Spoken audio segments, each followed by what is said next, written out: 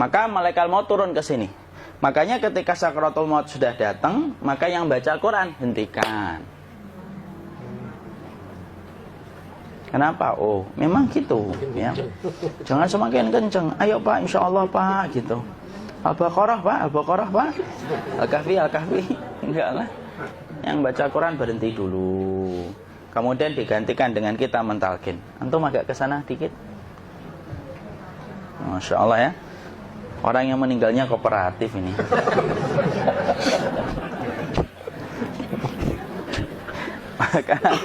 maka agak kesini ya. Maka disunahkan kita untuk mentalkinnya.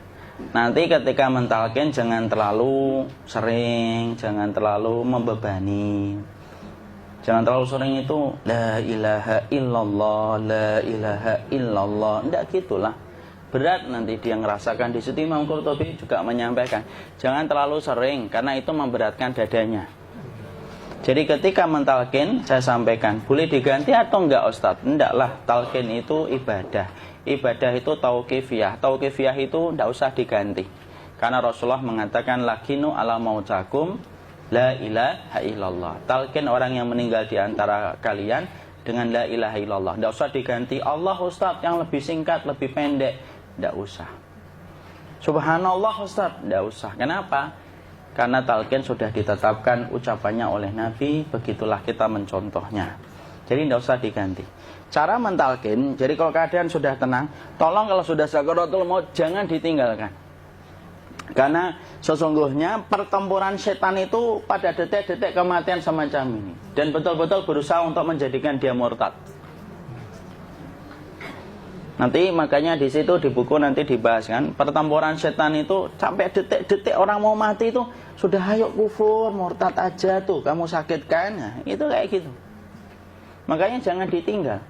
Capek gitu kok nggak meninggal gitu ya. Udah gantian mas. Dan jangan kemudian meninggalkannya. Mangkat dulu gitu. Enggak lah, janganlah. Terus ditampingi terus. Kalau bisa ya sudahlah, berikan waktunya kita untuk sementara waktu itu betul-betul berkhidmah kepada orang yang kita cintai terakhir kalinya. Cara kita kemudian mentalkin adalah, yaitu adalah di sebelah kanannya la ilaha illallah. Biarkan dia mencerna dulu, tidak usah buru-buru kemudian kita langsung nimpali lagi. Dia mencerna dulu sembari kita doakan, peluk, ya Allah dimudahkan gitu. Kalau ada orang yang bisa ngucapin la ilaha illallah itu siapa yang memberikan itu Ustaz? Yang memberikan kekuatan Allah Pak. Karena ngomong aduh aja sudah tidak mampu. Makanya Allah berfirman dalam surat Ibrahim, yusabbitullahu alladhina amanu bil qawli tsabit fil hayatid dunya wa fil akhirah. Allah teguhkan perkataan orang yang beriman dalam kehidupan dunia dan akhirat. Dunia itu ya ketika menjelang kematiannya. Makanya dia bisa ngomong la ilaha illallah. Sebenarnya ngomong aduh aja udah gak mampu. Kalau bisa ngomong, dia pasti ngomong aduhnya dulu. Tapi Allah yang menggerakkan. Ngomong la ilaha illallah. Makanya mangkana akhiru kalamihi la ilaha illallah dakhalal jannah. Barang siapa akhir kalamnya itu adalah la ilaha illallah, pasti masuk surga. Makanya kita lagi la ilaha illallah. Dah. Cerna dulu. Enggak usah minta diburu-buru ya. Enggak usah gini. Ayo la ilaha illallah. Ayo.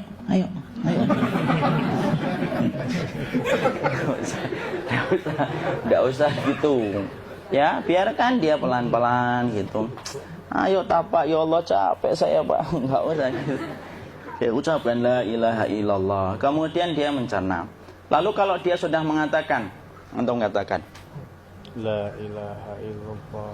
Nah, kalau sudah mengatakan la ilaha illallah, berarti sudah. Enggak usah ditalkin lagi, enggak usah. Belum meninggal juga Ustaz? Enggak apa-apa, biarin aja. Dia di situ aja. Kecuali dia ngomong lagi dan enggak usah diajak ngomong, alhamdulillah ya Pak, ya Allah gitu. Terus dia jawab, alhamdulillah. Ya. Itu berarti ucapan terakhirnya alhamdulillah. Atau ketika habis ditalkin la ilaha illallah, dia ngelihat air. Nah, itu berarti ucapan terakhirnya air. Talkin lagi. Nggak usah marah. Aduh Pak minta air. Mau minta air nanti aja dikubur gitu loh. Jangan gitu. Biarin aja. Jangan kemudian setelah la ilaha illallah La ilaha illallah. Terus, ayo tutup, awas ya ngomong lagi ya. Nggak usah gitu juga. Maka kemudian setelah la ilaha illallah sudah, nggak usah diajak ngomong gitu. Terus kemudian nggak usah ada anaknya perempuan, ya Allah Pak, sudah bisa ngomong la ilaha illallah, usah gitu. Cukup dalam hati alhamdulillah gitu. Diam kita dengerin gitu. Disitulah nanti biasanya detik-detik dia terakhir. Dia nanti ngeliat di sini Pak, prosesnya itu nanti kaki langsung sebagian jempol dingin dia. Kaki, telapak kakinya langsung kalau kita geningkan dingin kayak kaki yang kena AC langsung. Kemudian dia langsung ningkup gini, dikit dia, mulai kaku dia. Atau kalau enggak, gini dia. Langsung kayak jatuh, kayak kepala nanti yang paling terakhir. Kepala itu pasti ada gerakannya Pak, ini meninggal itu. Pasti gitu. Pasti gitu. Karena apa? Sudah tidak ada beban ruh yang menahannya. Ya, cabut ya, set pelan, maka kemudian malaikat itu. Tapi tetap sakit lah, walaupun dikatakan ringan, tetap sakit. Maka kemudian sakit gitu, ngelewatin sini, jantung kemudian sudah tidak berfungsi, kemudian ginjal Pak, ngelewatin ginjal tidak berfungsi. Bapak bayangkan kan, kalau yang pernah sakit batu ginjal Pak, sepakat nggak kalau kita batu ginjal itu sakitnya luar biasa Pak? Itu baru titik batu kecil di ginjal.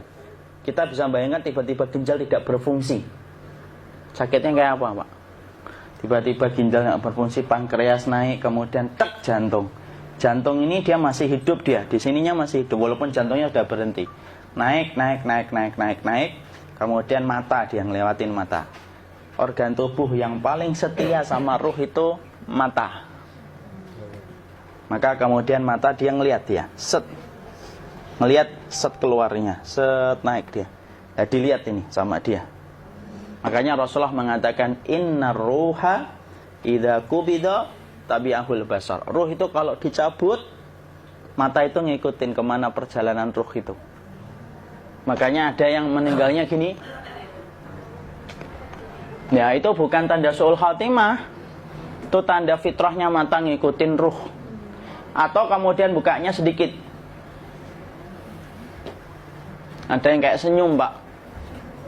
Ada yang kesini yang keringetan. Nah, itu tanda husnul khatimah. Ada yang senyum.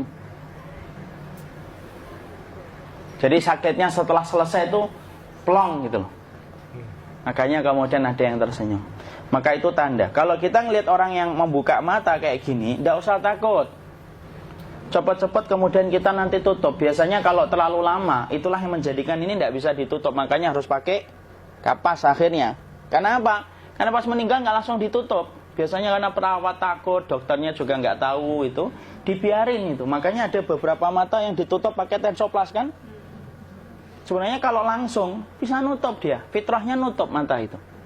Jadi kemudian kita baca Allahumma firlahu warhamhu wa'afihi wa'fu anhu atau bismillah wassalatu wassalamu ala rasulillah, tutup. Bismillah. Tidak usah takut. Kecuali buka lagi ya, ini baru kita kabur bareng. Kalau buka lagi Pak, Insya Allah Pak, ya Allah ya kita kabur bareng-bareng Pak. Diusap Pak, diusap gini. Ini enggak disenggol gini enggak. Begini kan, sudah meninggal dunia. Tangan boleh begini, boleh diluruskan, enggak ada ketentuannya. Boleh gini, boleh kemudian lurus. Enggak usah disalahin kalau ada yang lurus. Lu itu tangannya gimana sih? Posisikan kayak sholat. Enggak ada perintah kayak gitu. Jadi kemudian dikondisikan saja. Terus maka kemudian dipijit-pijit, akiknya dikeluarin. Kemudian jamnya dilepas, gigi palsunya dilepas kalau ada, ya. Kemudian apa setelah itu? Coba buku.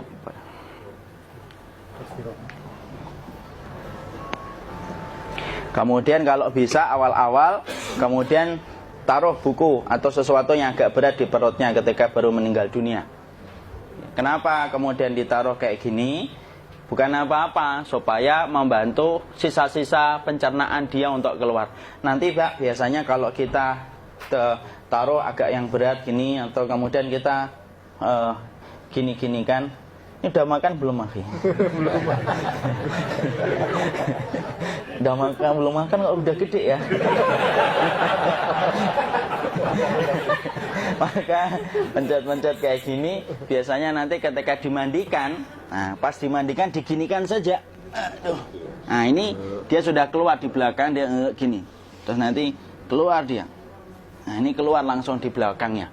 Dan memperlakukan orang kalau sudah meninggal dunia itu yang lembut gitu. Kenapa? Inna kasra admil mayyiti kakasri admil hayyi. Mematahkan tulangnya ketika orang sudah meninggal dunia itu lebih dia rasakan sakit ketika mati daripada ketika masih hidup. Tuh Islam itu sampai sama orang mukmin itu kalau sudah meninggal aja sampai selembut itu. Kok hidup kasar itu kebangetan dia jadi orang itu. Mau sampai orang mati itu kemudian disuruh yang lembut, kalau ada aib disuruh nutup, tidak boleh diceritain. Misalkan di belakangnya beliau ini ada tompel, gagah-gagah tompelnya gede gitu, tidak boleh cerita. Masya Allah loh, sampai segitunya sunnah itu ngajarin kita untuk nutup aib. Kalau ada orang belajar sunnah sukanya buka aib, nyari-nyari kesalahan orang, sunnah yang mana dia pelajari itu saya bingung. Makanya kemudian gini, setelah selesai, maka kemudian tutup dengan kain. Maaf ya, akhi. Ya. Nanti kalau nggak kuat napas ngomong ya. Maka ditutup kayak gini, ditempatkan kemudian jangan di tanah, tapi di atas dipan. Karena apa? Syekh Abu Malik Kamal Said Salim dalam Sahih Fikih Sunnah menyampaikan supaya tidak cepat busuk. Dia taruh di atas. Kemudian ditutup pakai kain apa saja. Ya, sembari nanti kita mempersiapkan tempat mandinya, tempat kafannya dan yang lain sebagainya. Maka kemudian kalau ada yang datang boleh dibuka. Kemudian kita mencium ininya apa? Kemudian keningnya. Kemudian kita berdoa, nutup lagi kayak Rasulullah ditutup, kemudian yang datang terakhir itu salah satunya Abu Bakar. Dibuka kemudian beliau, ya Allah ya Rasulullah, engkau adalah orang yang percaya hidup dan matimu, dan tidak mungkin Allah itu mematikan engkau 2 kali ya Rasulullah. Maka kemudian ditutup kembali. Saat itu para sahabat dalam keadaan mendung semuanya. Maka disitulah kita lakukan kayak gini. Ditutup gini Ustaz ya. Kasihan tidak bisa nafas, insya Allah tidak butuh nafas lagi. Jadi kemudian kita semacam ini kita persiapkan apa yang bisa kita lakukan. Nah itulah proses kematian dari sakit sakaratul maut sampai kematian.